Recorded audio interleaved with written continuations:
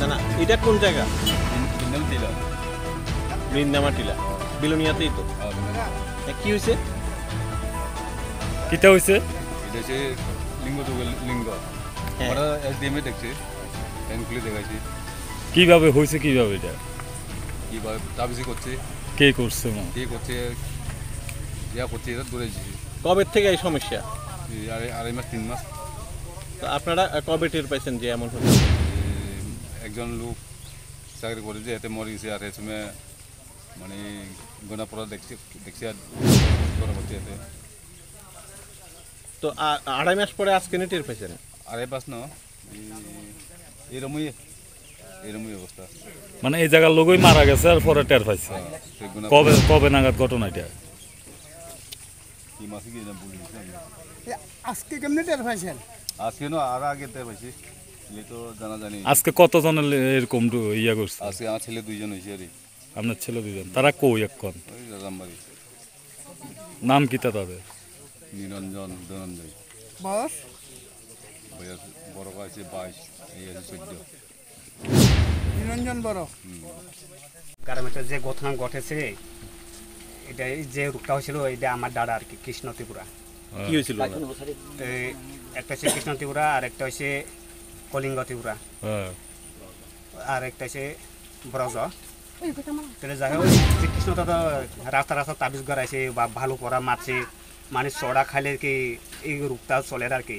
কৃষ্ণ কি রূপ এটা আর কি স্যার, ওই যে মুকুটা একটু হান্ডে যায় আর কি, সোজা কথা, গোপনাঙ্গ ছোট হয়ে যায়। হ্যাঁ হ্যাঁ হ্যাঁ। আচ্ছা, তো আমি নিজেরও হয়েছিল, আমার বাড়ির সামনে তাবিজ গড়াইছিল, আমার দাদা হয় শুধু বাইরে মাতম চাইছিল।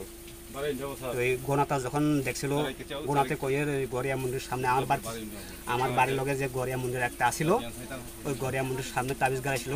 তো এই গোনাটা যখন এইভাবে দেখছিল, তো এই কৃষ্ণটা আমরা কৃষ্ণদা পরে উড়াই দিছিল তাবিজটা। এটা মানে উনি তাবিজ লাগানোর পরেই আপনারা এই এফেক্ট পড়ছেন? হ্যাঁ, ওই তাবিজটা উঠাইয়া দিল, 2টা তাবিজ।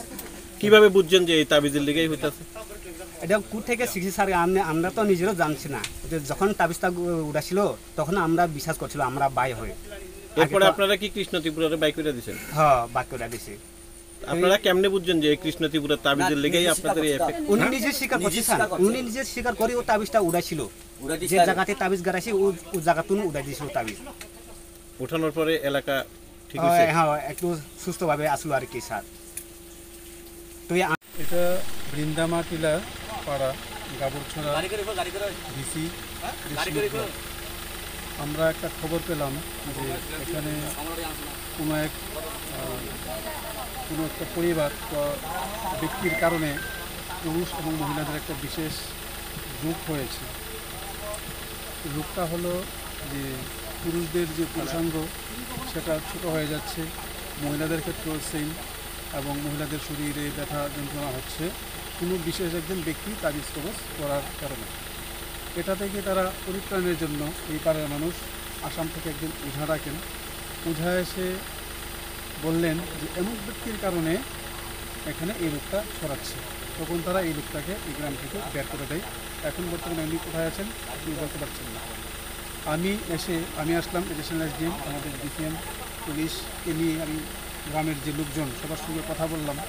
কথা বলে তাদেরকে বোঝানোর চেষ্টা করেছি যে আপনাদের কোনো একটা বিশেষ রোগ হয়েছে, আপনারা রোগাক্রান্ত হয়েছেন, আপনাদেরকে ডাক্তার দেখানো উচিত।